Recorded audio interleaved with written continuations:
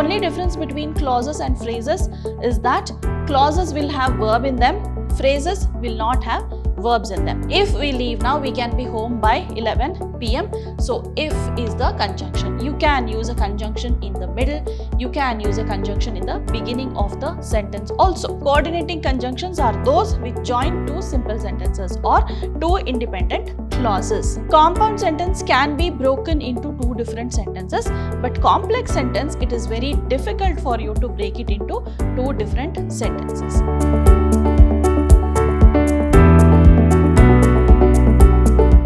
Hello everyone, I am Dr. Shalini, Professor of English, Vidhyaashram First Grade College, the Temple of Excellence, MYSURU. Today we are here to understand one of the language components prescribed by University of MYSURU for 2nd Sem B.B.A. We are here to understand linkers today. To begin with, just an overview of today's session. You will be introduced to what is a linker, then you will know the definition and also you will know the types of linkers that are there. So there might be a question, what are these linkers? We have not learnt it in our high school or PU or whatever, but yes, this is actually a very common one. You understand the other name given to it, you think yes, it is very easy.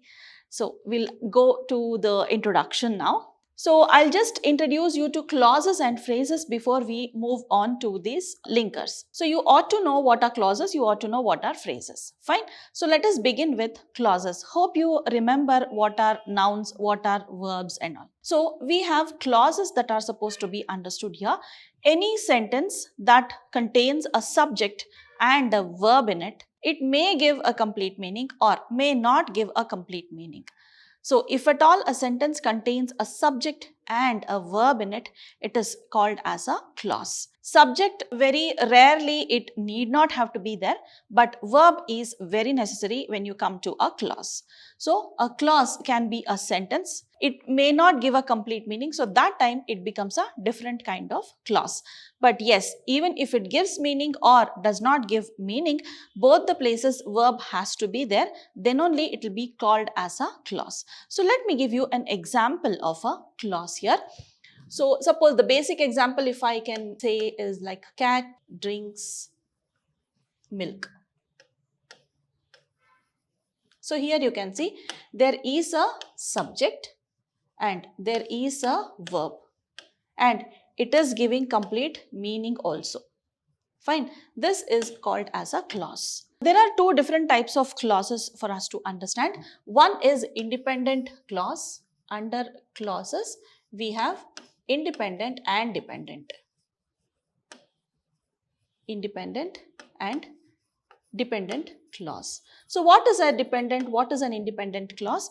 So whenever you have a clause that gives you complete meaning, you know what is a clause now? It has a subject and a verb in it and it has to give a complete meaning.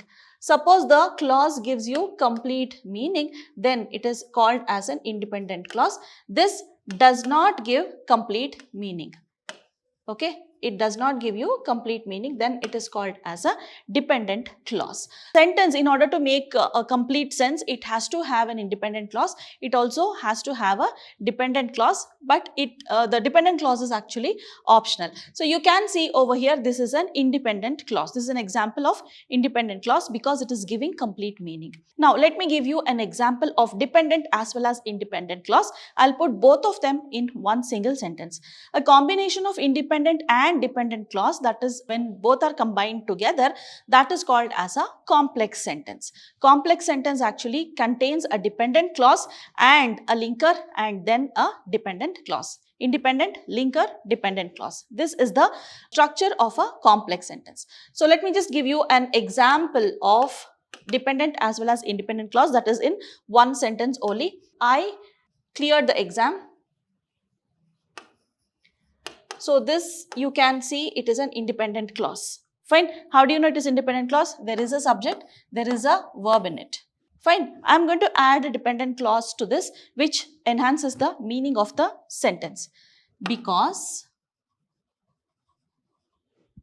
I studied. So here, because I studied, this part is called as a dependent clause because you are adding something to it, and because I studied, this has a subject, this has a verb, but this whole thing does not give you complete meaning. Because I studied. Because I studied what? It sounds incomplete, right? So this becomes a dependent clause. But altogether, when you consider, this is a complex sentence. It's a combination of independent clause with the dependent clause. So this is a clause. These are the basic things you need to understand when you have to know this linkers. Now we come to phrases. Phrases and clauses both are group of words, but phrases will not have verbs in them. Clauses will have verbs in them. Phrases will not have verbs in them. So let me just give you an example. Something like in the park. So this is an example of a phrase. In the park, on the table. All these are the words that enhance the meaning of a sentence, but as such, independently, they don't have any meaning. I was dancing on the table. So, on the table is a phrase. Even if you remove that, there is a meaning for this sentence. I was dancing, full stop. There is a meaning for that. You just add this on the table, it enhances the meaning of the sentence. So, this is called as a phrase. The only difference between clauses and phrases is that clauses will have verb in them, phrases will not have verbs in them. Clauses may give complete meaning, may not give complete meaning at times, but phrases never will give complete meaning at all. Clauses will have subjects in them, but phrases will not have subject in them. Fine. This cannot be considered as object also because it starts with a preposition. It cannot be considered as an object. So these are the differences between clauses and phrases, and this is the basic detail you have to know when you're going to learn about linkers. Let us now move on to linkers. Linker, also called as a conjunction. I was very successful in keeping it as a surprise for you. So conjunction is a joining word. It acts like a glue between two words. Fine. It joins two words or two phrases. Just now you understood what are phrases.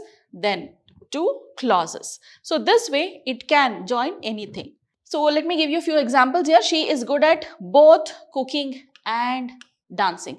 If I am joining two sentences, she is good at cooking, she is good at dancing. So these both I am going to join. These are the two sentences I am going to join and they come up. She is good at both cooking and dancing. If we leave now, we can be home by 11 p.m. So if is the conjunction. You can use a conjunction in the middle. You can use a conjunction in the beginning of the sentence also. He couldn't be taken before a magistrate for punishment. Here you can see conjunction is broken. Here you can see only one conjunction in the beginning. Here you can see conjunction in the middle of the sentence. Then it can be in the beginning and in the middle. That is, you can break the conjunction and use it in the beginning as well as in the middle. Like neither her friends nor her relatives joined for the party. So neither nor, it is a set of conjunctions. The legendary dancer is also interested in folk music.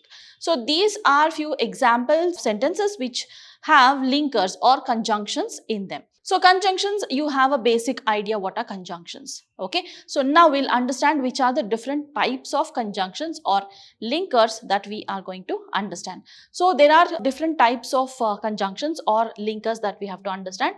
One is coordinating conjunction, correlative conjunction, and the last one is the subordinating conjunction. So these are the different types of conjunctions that we are going to understand based on the role they play in the sentence. So let us see what are coordinating conjunctions first. So coordinating conjunctions are basically those which join the elements that are same, means similar, which have equal weightage. There will be two sentences which will have equal weightage. So such sentences are joined by a coordinating conjunction. So coordinating conjunction, these can be remembered very easily using an acronym. Acronym means a short form. Fine. So what is that? You have very few coordinating conjunctions over here. You have only 7 coordinating conjunctions. That is for, that is F and A, nor, N, then but, B, or, O, Y, it and S. So what does the acronym come out to? Fan boys. Okay, it's easy for you to remember the coordinating conjunctions. These are the conjunctions which join two simple sentences. What are simple sentences now? That we have to understand. Simple sentences are only two independent clauses. Okay, simple sentences are also called as independent clauses. Now you know what are clauses, right? So independent clauses, you must be able to understand it easily. Coordinating conjunctions are those which join two simple sentences or two independent clauses. Fine. We have seen examples also, isn't it? So using these, we can join two simple sentences only, and for that you will be using only these conjunctions. Okay, so these come for only simple sentences. When you go to compound and complex, it is a different conjunction which we use. Suppose you are using these conjunctions, then that sentence will be resultant of two simple sentences only. So here I'll just give you an example. I went out, so I couldn't complete my work. So this is an example of two simple sentences joined together. I went out, I couldn't complete my work. So this is a resultant. Fine. Here you can omit I went out, so you can omit this subject also. You need not have to use this subject twice. If you use it only once, that is also fine. I went out, so couldn't complete my work. So this is an example of usage of coordinating conjunctions. Then we move on to correlative conjunctions. So what are correlative conjunctions? First thing you must note is that it is always used in pairs. These are always used in pairs, and these join two clauses or sentences. Two independent clause only it will be joining, but it is always used in pairs only, like neither nor, not only but also, either or, this way.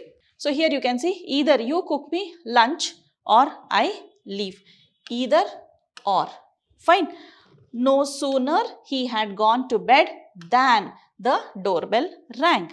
Maria loves both ice cream and pizza. So this ice cream and pizza both are combined by using this both and. No sooner than. Then either or. Like this only you have neither nor also. Okay, neither, then nor. You break it into two different conjunctions, but they are always used in pairs. Fine. Then you also have not only but also. Not only but also. You should not use this but also, this one separately. You have to use it with not only. Like, ma'am, I'm telling him, but also he is doing the same thing. No, that is not the right way. You always have to use but over there. But when you're using two things which are true, then only you will use this not only but also. When you're combining such sentences which will have equal weightage, then you use that. For example, she is a dancer, she is an author. So you are combining these two. She is not only a dancer but also an author. So this way, when both the things are true, so such cases you use this correlative conjunctions.